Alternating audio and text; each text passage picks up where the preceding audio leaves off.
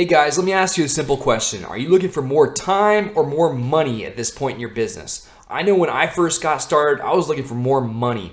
I was literally living off of credit card debt. I could barely survive. And so I hustled my little butt off and I earned Rookie of the Year at Coldwell Banker. I sold about 20 homes. Every year thereafter, I doubled my income until I got to about $300,000. At that point, I started focusing on getting more of my time back. I just had my first child and I knew I needed more time.